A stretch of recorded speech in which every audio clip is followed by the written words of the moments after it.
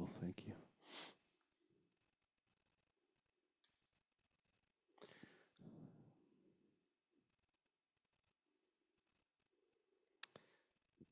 So there's some election stuff going on. I really didn't want to start with that after that song, but here we are. Anyway, it's interesting to me how divided we can be over opinions. It's not really the purpose of this talk. The election stuff also reminds me how we, as a species, tend to hang our hat of hope on someone else taking care of all the schmutz in the world. And I think this is a deep desire. I think it's a very human desire. And I doubt that any of us would complain if that actually happened. But we've been waiting a long time. I did some research.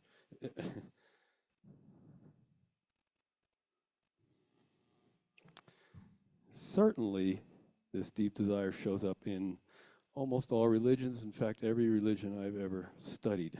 Christians obviously are waiting for the second coming of Jesus. Jews are still waiting for the first coming of a Messiah. Zoroastrians and Confucians also believe in the redemption of mankind through the arrival of a Holy One.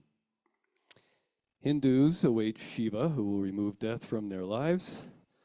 Shiite Muslims look for a restorer of the faith known as the Mahdi, who, alongside Jesus, will rid the world of wrongdoing, injustice, and tyranny. Maitreya is a redeeming figure in Buddhism, who is to come when the Dharma has been forgotten.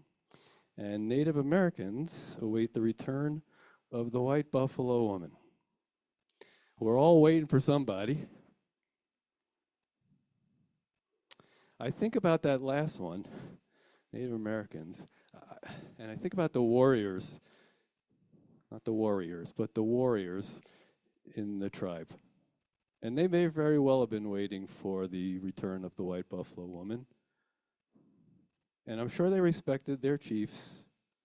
And yet I have a strong feeling that as far as somebody changing the world, they knew that they were it. They knew that they were the ones they were waiting for. And I would propose that we are all the ones that we are waiting for. Again, if someone comes along and redeems the world, I think we'd all be okay with that, yes? But how long shall we wait?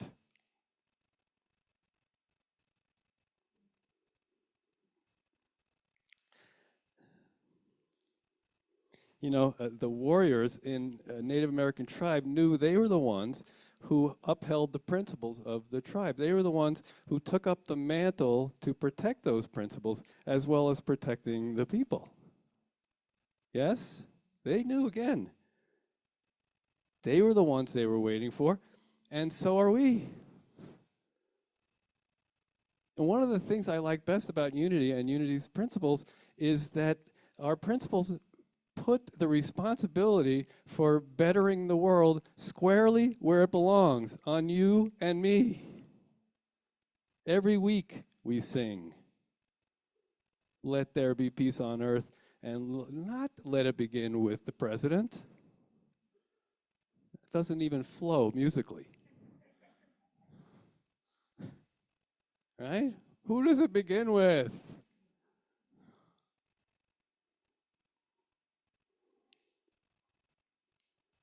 It puts the responsibility for creating the kind of world that we choose to live in on us, and that's okay because we are in a perfect position to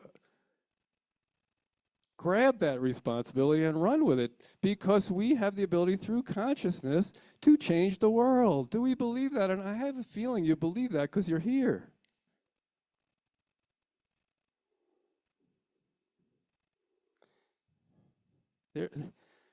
I'll probably mangle the story, but there's an old story about a guy, I think he dies, and confronts God, or maybe he just has a conversation with God. But anyway, he says, "God, why didn't you do something about all the problems in the world. And God says, I did. I sent you.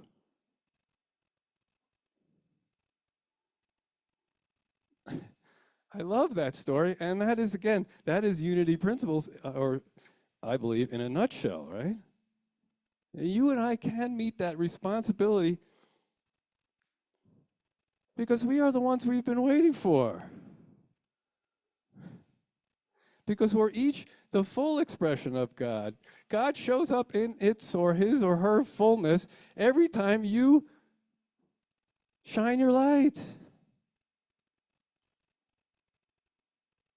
The main power line of love and kindness and compassion in this world flows through each and every one of us. And these are not just words, though I have a lot more words. Emerson said that every man, excuse me, it's his words, not mine, every one is the inlet and may become the outlet of all there is in God. And take a deep breath, everybody. We are each the Messiah, because Messiah is Greek for anointed one, and each and every one of us has been anointed in the fullness of God. That fullness was tattooed on our souls when we were loved into existence. So if not us, whom?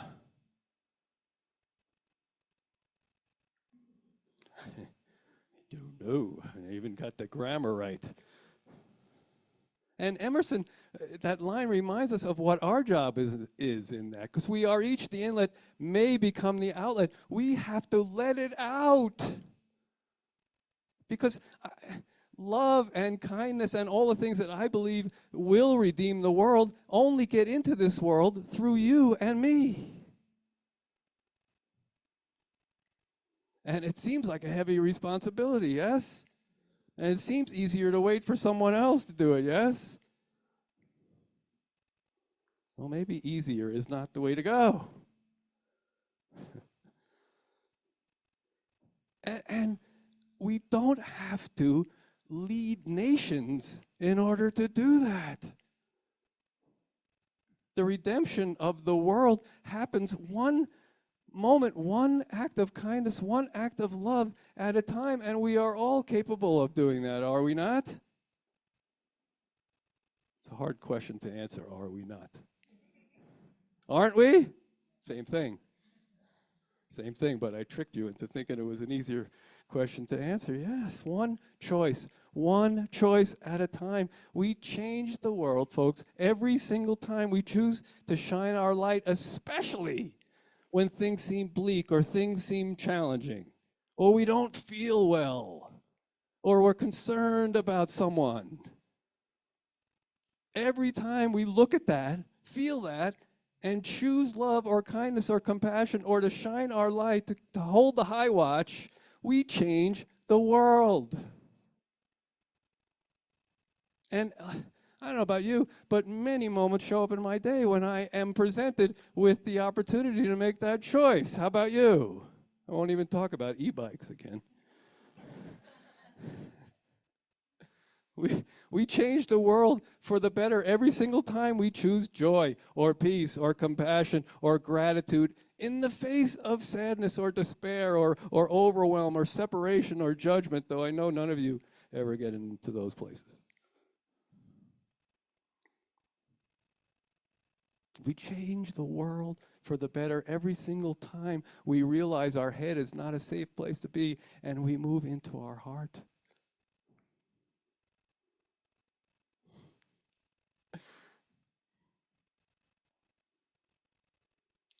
When Hillary and I argue,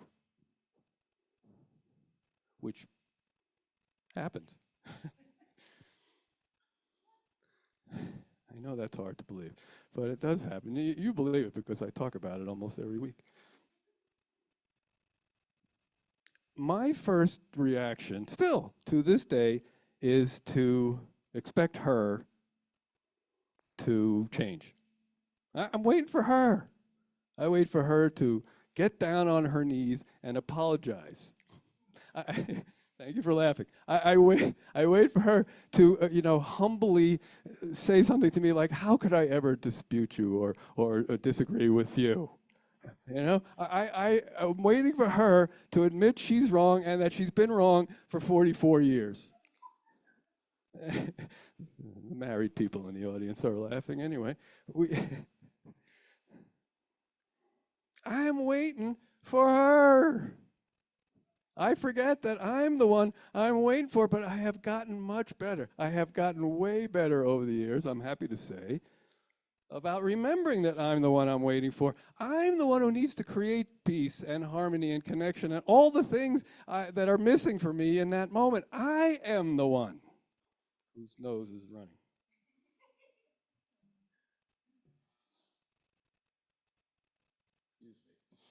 Yeah. And I have to find those things in myself first. And the good news is they're always there. They are always there. As soon as I take the blinders of waiting for somebody else, as soon as I get over the resistance, like, oh, I shouldn't have to do that. Again. I just did it. Are you with me here? There is nothing that is worth me not doing that. Nothing. So I come up with all kinds of excuses and justifications. We change the world for the better every single time we choose to lift someone up with a smile or a hug or a word. We change it for the better every single time we choose to lift ourselves up. And why wouldn't we?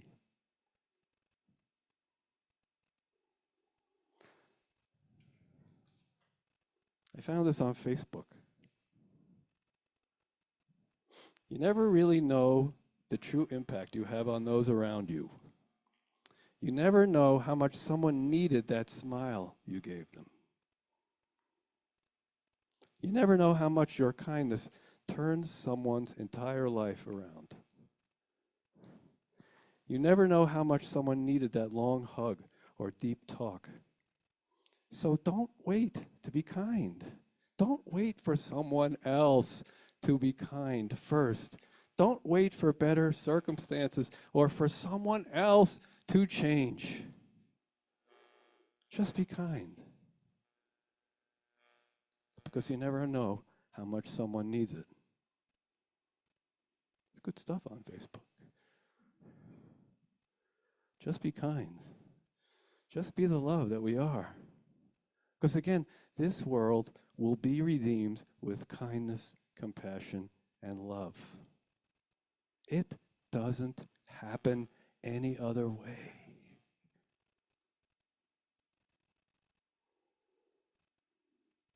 We are the ones we've been waiting for. And since that's true, in order to become the outlet of all there is in God, let's be kind to ourselves. Let's be loving to ourselves. Let's remind ourselves that peace and harmony and connection and cooperation, and again, all those things we want to see in the world are always tapping at the door of our heart saying, let me out.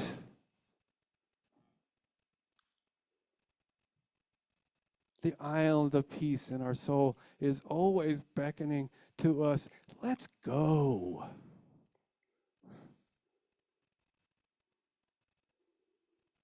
Let's look at life from there. You know, it's so true. You never know how much someone needs kindness, peace, love, or a little bit of joy. And you know what? That definitely includes us. And when we give those things, when we let them out, we are the first ones to experience them. That's a beautiful deal.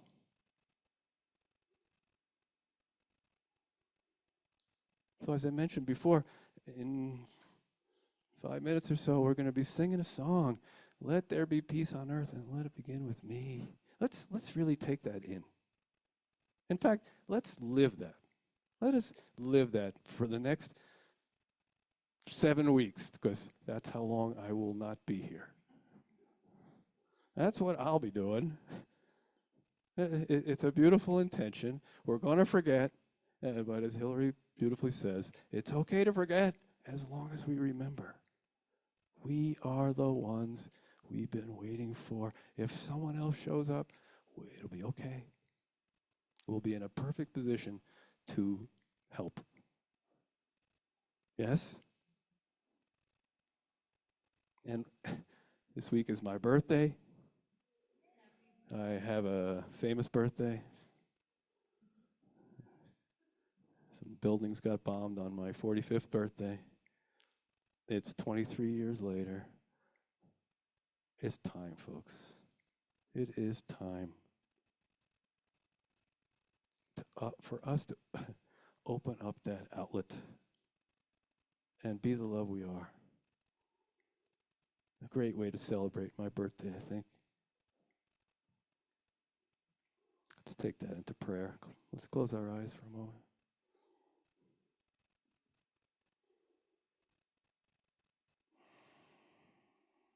Yes, precious Spirit of love, thank you for sending us. And thank you for pouring out your love, joy, power, peace, pouring it through us, pouring it in us, surrounding us, enfolding us, and giving us the choice to let all that out, to share it, to give it freely.